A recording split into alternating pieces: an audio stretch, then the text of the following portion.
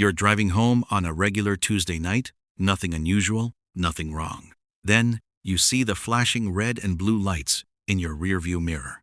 Your heart skips a beat. You were barely going 5 over the limit. Still, you pull over, no big deal, right? You step out or stay in. You haven't even thought about what to do next. And that one choice could change everything. Most people have no idea what their rights are during a traffic stop, and that ignorance can turn a routine stop into an arrest. In this video, we are going to walk through the exact mistakes people make at traffic stops and how to avoid turning an innocent stop into a night in handcuffs. These are real legal pitfalls backed by court cases that everyday people fall into without even realizing it. Whether you've been pulled over before or you just want to be prepared, this is information every driver needs to know. We'll go through this step by step, starting with the very first moment of the stop because that's where most people go wrong. It's late at night, you're tired, you just want to get home. But how you handle these next few minutes matters more than you think. Let's dive in, and by the end of this video, you'll know exactly what to do and what never to say. The moment those lights come on behind you, the clock starts.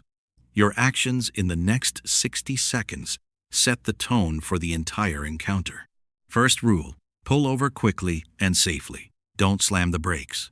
Signal and move to the right shoulder. This shows you're cooperative from the start. Once stopped, keep both hands on the wheel where the officer can clearly see them. This is one of the most important things you can do for everyone's safety. Do not reach into the glove box, under the seat, or anywhere else before the officer approaches. That sudden movement can be misread badly. Put your phone away. Texting or scrolling when an officer walks up is not a good look, and in some states, it may actually be an additional offense. Roll down your window before the officer reaches you. Have your driver's license and registration ready, but only retrieve them after the officer asks. When you hand over your license and registration, do it slowly and clearly. No sudden moves, just smooth, cooperative actions. If your registration is somewhere you need to reach for, tell the officer first. My registration is in the glove box. Is it okay if I reach for it? Simple, polite, safe. Body language matters enormously here. Open hands, no sudden movements, and a calm voice can keep a tense encounter from escalating. Arguing, raising your voice, or making aggressive gestures, even if you're completely in the right, can make the situation dangerous very fast. Stay calm. Speak respectfully. You can absolutely disagree with a traffic stop, but the side of the road is not the place to fight it. If you think the stop was illegal or the ticket is wrong, that's what courts are for. Stay calm now. Fight it later. That's how you actually win. Turn off your engine. It's a small thing, but it signals that you're not planning to flee. Officers notice and appreciate these small cooperative signals. Pro tip: keep a mental checklist: license, registration, insurance. Know where they are before you ever get pulled over. Preparation removes panic. The basics: pull over safely, keep hands visible, stay calm, be polite, and don't reach for anything unexpectedly. You're already ahead of 90% of people. Now here is the big one. The mistake that gets more people arrested than almost anything else at a traffic stop: talking too much. Anything you say to that officer can and will be used against you in court. This isn't just a line from TV. It is literally the law. Imagine this. An officer asks, "Have you been drinking tonight?" And you say, "Oh, just 2 beers." You just handed them a reason to investigate further. That innocent admission becomes probable cause. The officer now has grounds to ask you to step out of the car and conduct a field sobriety test. You are not required to answer questions beyond identifying yourself. You can politely say, "I'd prefer not to answer questions without a lawyer present." The Fifth Amendment gives you the right to remain silent. This right exists precisely because innocent people have said innocent things that were later used against them. You don't have to explain where you're going, where you've been, or what you were doing. You have the right to remain silent. Use it. You can be polite and stay silent. These are not opposites. I understand, officer. I'm choosing not to answer questions. That's not rude. That's smart. Nervous people over-explain. They make excuses, contradict themselves, and add details the officer wasn't even looking for. Every extra word is potential evidence. Practice this response. Say your name, if required. Hand over your documents, and then let silence do the rest. Silence is not guilt. Silence is your right. One question that is entirely within your rights to ask calmly: am I being detained or am I free to go? This forces the officer to clarify the legal situation. Courts have repeatedly upheld that asking this question is not obstruction. It is a lawful exercise of your Fourth Amendment rights. People think being completely honest at a traffic stop will help them. Sometimes it does, but you must know the difference between required disclosures and volunteered admissions. Here is a simple rule. Required information: name, license, registration, insurance. Everything else, not required. Keep it to what's required. Silence feels uncomfortable, but it is powerful. Practice being okay with a pause. You do not have to fill every quiet moment with words. Now we get to the mistake that catches even calm, cooperative people off guard: consenting to a search when you don't have to. Sure, go ahead. I've got nothing to hide. This is the most well-meaning thing you can say, and one of the most legally dangerous.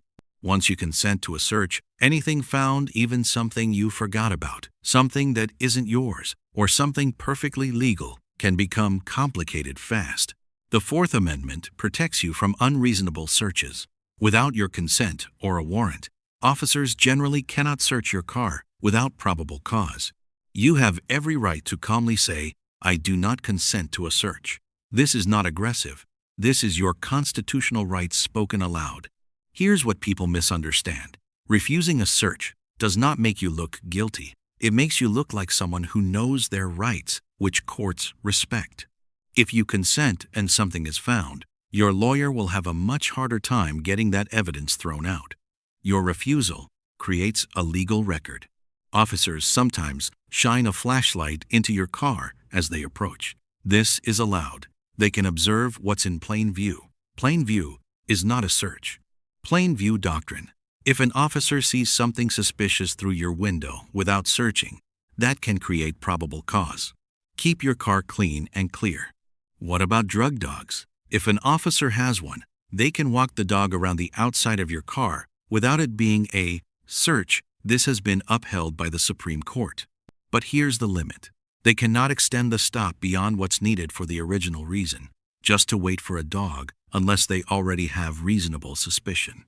This is where asking, "Am I free to go?" becomes powerful. If they're just fishing for a reason to search, this question puts the clock on them legally.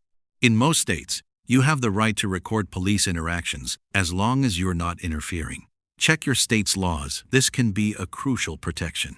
Here's a loophole you should know. If you're arrested, police can do an inventory search of your entire car without your consent and without a warrant. This is legal.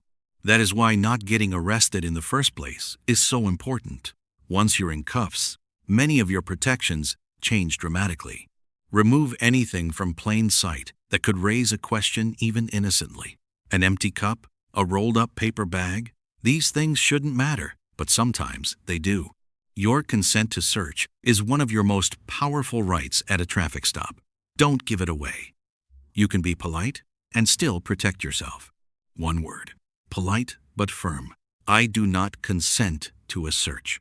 Practice saying it out loud right now, because in the moment, it's easy to forget. One of the most unnerving moments in a traffic stop. "Sir, please step out of the vehicle." What do? You must comply. In 1977, the Supreme Court ruled in Pennsylvania versus Mims that officers can order you out of a vehicle during a lawful stop. This is the law. When you step out, keep your hands visible. Ask, "Where would you like me to stand?" This simple question shows cooperation and keeps you safe.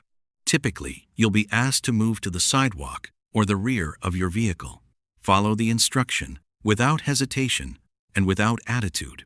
If an officer says they're going to pat you down for weapons, this is a Terry stop. They only need reasonable suspicion. Comply, but verbally state, "I do not consent to a search." This is crucial. Saying, "I do not consent," while complying physically, is how you preserve your rights for a legal challenge later. Resisting physically is a crime. Verbal refusal is not. Everything you say verbally, including "I do not consent," creates a legal record. Your lawyer will use this later if anything goes wrong.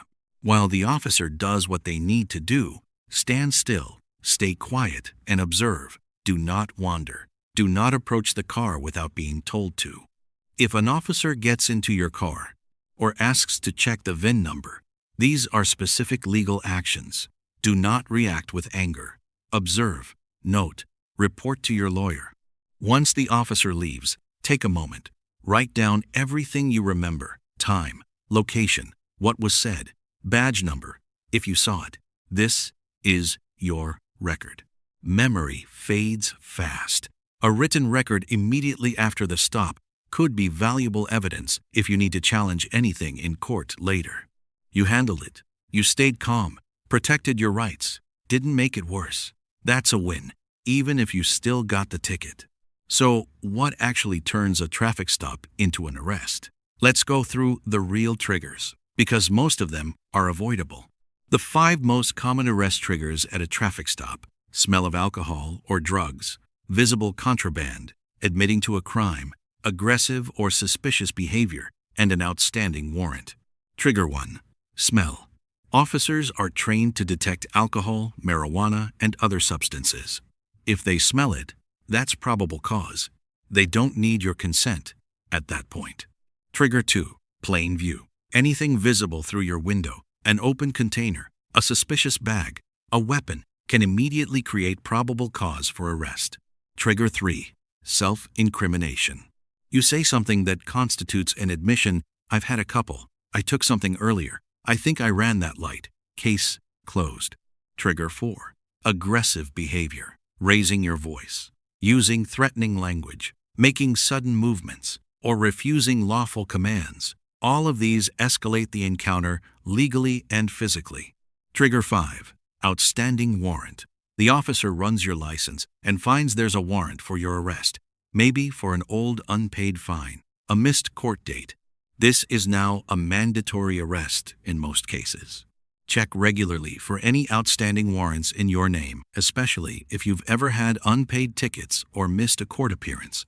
Fix them before they find you. Deal with your legal obligations proactively. A 5-minute phone call to the court clerk could prevent a full arrest at a traffic stop. If you are being arrested, do not resist. Even if the arrest is completely wrong, resisting is a separate crime that will make your situation dramatically worse. These are the magic words: "I am invoking my right to remain silent and my right to an attorney." Say them clearly, calmly, and then stop talking. After invoking your rights, do not say another word to officers or detectives, not to explain yourself, not to prove your innocence. Wait for your lawyer. Detectives are trained to get you talking. They may offer sympathy, pretend to be on your side, or suggest talking will clear things up. Stay silent. Wait for your lawyer. You have the right to a phone call. Use it to contact a lawyer or a trusted person who can help you find one. Do not use it to explain the situation, just get legal help. Have a lawyer's number memorized or written somewhere accessible, not just in your phone, which might be locked or taken. This preparation could save you hours or more. It is okay to feel stressed inside. What matters is staying composed on the outside. Panic leads to poor decisions. Take one breath, then another. The difference between a bad outcome and a good one is often just knowledge.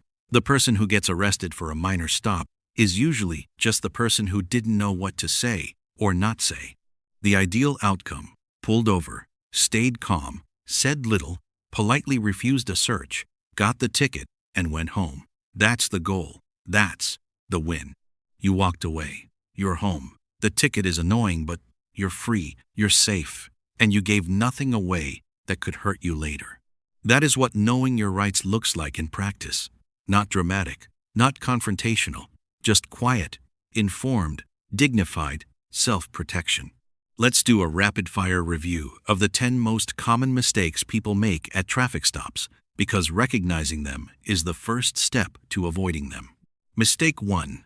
Reaching for things before telling the officer what you're doing. Always announce any movement first. Mistake 2. Over-explaining. The more you talk, the more potential evidence you create. Answer required. Questions only. Mistake 3. Consenting to a search out of politeness or nervousness. Politely decline. Always. Mistake 4. Losing your temper. Anger at a traffic stop is understandable. Expressing it is dangerous. Hold it until you're somewhere safe. Mistake 5. Nervous body language that looks suspicious. Still hands, calm breathing, eye contact. These all reduce tension. Mistake 6. Arguing your case at the scene. The roadside is not a courtroom. Save your argument for the judge. Mistake 7. Walking away or driving off before being dismissed. Always wait for the officer to say, "You're free to go." Mistake 8. Recording aggressively and making it confrontational. If you record, be discreet and calm about it. Don't shove the phone in the officer's face. Mistake 9. Not knowing where your documents are. License, registration, insurance. Know exactly where they are before you start the car. Mistake 10. Ignoring old tickets and warrants. They don't go away. They wait and they'll surface at the worst possible moment. 10 mistakes, all avoidable. And now you know every single one of them. That's already more than most people know. Knowledge is not just power at a traffic stop, it's protection. The calmer and smarter you are, the better your outcome will almost always be. Take notes on what you've learned today. Write down the phrases, "I do not consent," "I'm invoking my right to remain silent," "Am I free to go?" Practice them. Share this information with people you care about, your kids, your parents, your friends. These rights don't protect you if you don't know them. Your rights can vary by state. Search your specific state's laws on stop and identify statutes, recording rights, and search and seizure rules. Know your local law. Knowing your rights is not about being anti-police. It's about being an informed citizen in a country that built these protections for a reason, and that reason matters. These rights exist because of centuries of abuses that came before them. Exercising your rights respectfully honors that history. From the Fourth Amendment to the Fifth, these weren't accidents. They were hard-fought protections that every American deserves to understand. And you deserve to have this knowledge regardless of your background, your neighborhood, or your experience with law enforcement. These rights belong to you. Let's bring everything together. You're back on that road. The lights come on behind you. This time, you're ready. You pull over safely. You turn off the engine. You put both hands on the wheel. You breathe. You say what's required. You hand over your documents slowly and clearly. You say nothing extra. If asked to step out, you comply calmly, hands visible. You announce any movement before making it. When asked to consent to a search, you calmly decline. You say it once, clearly, and you don't argue about it. You receive the ticket. You say thank you or nothing. You do not argue. You do not explain. You accept it, and you plan your next move legally. The lights pull away. You're still free. You're still you. That is the best possible outcome, and now you know how to make it happen. The version of you that watches this video and actually learns this information is the one who goes home. That's not nothing. That's everything. Quick recap. Pull over safely. Stay quiet. Know your rights. Get home. 4 things. 4 powerful things. Consider keeping a Know Your Rights card in your glove box, a small printed reminder of what to say and not say. Some civil liberties organizations offer these for free. I want to say something directly. These are stressful situations. Even knowing your rights, a traffic stop, can feel overwhelming and scary. That's human. That's okay. You don't have to be perfect. You just need to know enough to avoid the most common traps. And now, you do. One last crucial point. None of this is legal advice. Every case is different. If you face a serious legal situation, get a real attorney. This is education, not a substitute for counsel. A good attorney is worth every penny when you genuinely need one. Don't try to lawyer yourself through a serious charge. Know when to get help. We've covered a lot today. And if you've stuck with me this long, you are genuinely more prepared than the vast majority of drivers on the road. Thank you for watching. Seriously, taking the time to learn this stuff is a form of self-care that most people don't think about until it's too late. If this was useful, share it because somewhere out there is a person who doesn't know these things and is about to find out the hard way. Leave a comment below. What part of this surprised you most? Your answers help me know what to cover next. The road is long, and most of it is good. Knowing your rights doesn't make you paranoid. It makes you prepared. There's a difference. Drive safe. Stay informed. Know your rights. And if those lights ever come on behind you, you've got this.